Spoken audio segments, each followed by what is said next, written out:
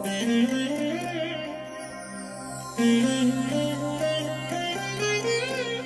దినం పరము నుండి దిగివచ్చు మాట. ఇది నీ జీవితానికి వెలుగుల బాట, నీ ఒడిలో ఉంచబడిన దీవెనల మూట. ఫిబ్రవరి 28 సంవత్సరమంతా మీరు బైబిల్ చదివి ముగించడానికి ఈరోజు మీరు చదవలసిన లేఖన భాగం ఉదయం సంఖ్యాకాండం 17, 18 మరియు 19 అధ్యాయములు, సాయంత్రం మార్కు సువార్త 6వ అధ్యాయము 14 నుండి 31వ వచనం వరకు. ప్రియా దేవుని బిడ్డలారా, ఎలా ఉన్నారు? బాగున్నారు కాదు? ఆయన విశేషమైన కృప మీ మీద దేవుడు కుమ్మరిస్తున్నాడు. ఆయనకు మీరంటే ఎంతో ఇష్టం. ఆయన మిమ్మల్ని ప్రేమిస్తున్నాడు. ఒకవేళ మీ పరిస్థితులను బట్టి దేవుడు నన్ను జ్ఞాపకం చేసుకోవట్లేదు, ఆయన నన్ను మర్చిపోయాడు అని మీరు ఒకవేళ అనుకున్నట్లయితే అది అంతమాత్రం వాస్తవం కాదు. దేవుని వాక్యం స్థిరం, దేవుని వాక్యం ఎంతో సత్యం. సియోను, యెహోవా నన్ను మరిచి ఉన్నాడు అని నువ్వు అనుకొనుచున్నావు, నేను నిన్ను మరిచిపోజాలను అని చెప్పిన దేవుడు ఆయన నిన్ను ఈరోజు వరకు కూడా జ్ఞాపకం చేసుకుంటూనే ఉన్నాడు. ఎన్నడూ నిన్ను మర్చిపోడు. ఆయన కృప నీకు చాలినంత సమృద్ధిగా ఉంది. ప్రియా దేవుని బిడ్డలారా, ఈ ఉదయకాల సమయంలో ప్రభు ఇచ్చిన లేఖన భాగాన్ని చదువుకుందాం. లూకా సువార్త 17వ అధ్యాయము 32వ వచనం. లోతు భార్యను జ్ఞాపకము చేసుకొనుడి. ప్రియమైన దేవుని బిడ్డలారా, దేవాది దేవుడు మన ప్రభువైన యేసుక్రీస్తు వారు శరీరధారిగా ఈ లోకములో సంచరిస్తున్న దినాల్లో ఆయన జీవితంలోని ఆ చివరి రోజుల్లో ఒక అద్భుతమైన హెచ్చరికను యేసు ప్రభువారు ఆనాటి జనసమూహములతోనూ తన శిష్యులతోనూ చేశాడు. ఏమిటి ఆ హెచ్చరిక? లోతు భార్యను జ్ఞాపకము చేసుకొనుడి. ప్రియమైన దేవుని బిడ్డలారా, లోతు భార్యను ఎందుకు జ్ఞాపకం చేసుకోవాలి?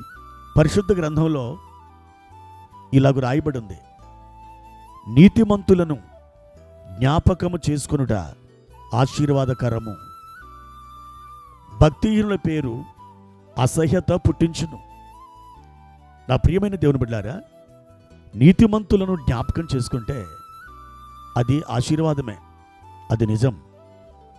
మరి లోతు భార్యను జ్ఞాపకము చేసుకునడం వలన మనకేమి ఆశీర్వాదం?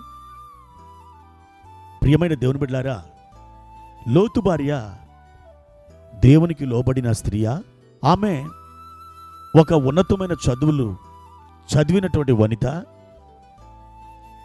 లేక తన భర్తకు సహకారిగా ఉండి ఆత్మీయంగా అతడు పురోభివృద్ధి పొందటానికి ఆయన వెనకాల ఆమె హస్తం తోడుగా ఉంచినటువంటి ఒక మహోన్నతమైన వ్యక్తిత్వం కలిగిన స్త్రీయా?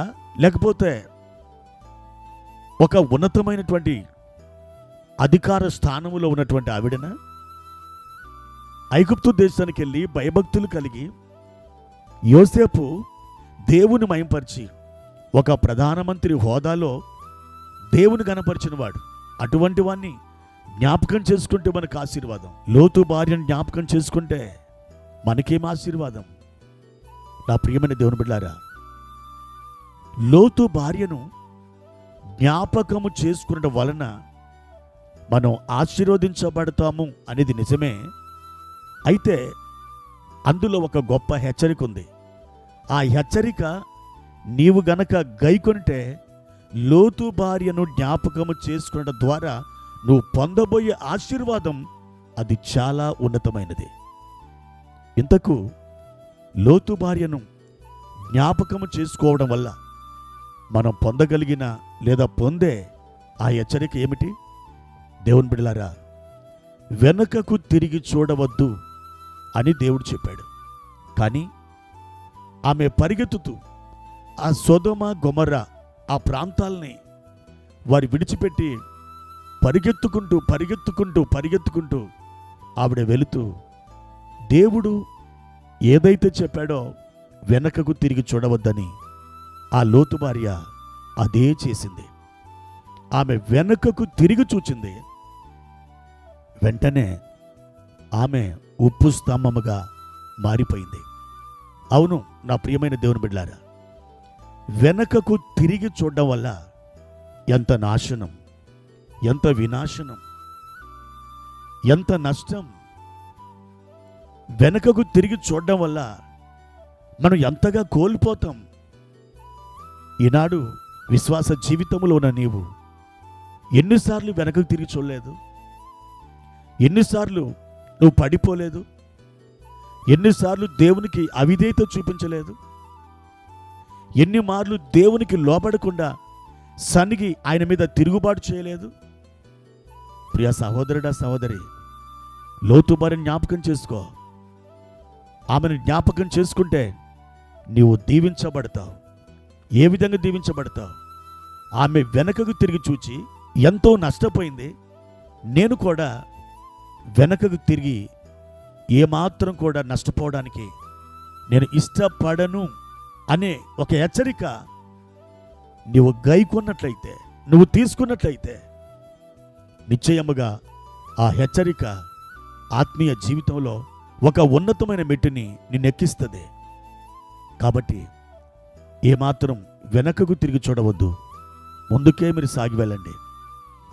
ముందుకు సాగుట ఆశీర్వాదం, వెనకకు తిరుగుట శాపం. ఏది కావాలి? ముందుకు వెళతావా? వెనకకు తిరిగి చూస్తావా? నీవే ఆలోచించుకో. ప్రార్థన. పరిశుద్ధుడా, ప్రేమ కలిగిన తండ్రి, మీ ఘనమైన నామానికి వందనాలు. మా జీవితంలో ముందుకు చూచి మా ఆత్మీయ జీవితాన్ని మేము జీవించడానికి సహాయం చేయండి. ఆత్మలో వర్ధిల్లడానికి కృపను అనుగ్రహించండి. మా దేవా, మీ నామం ఎల్లప్పుడూ సన్నుతింపబడునుగాక. మీ నామం ఎల్లప్పుడూ ఘనపరచబడునుగాక.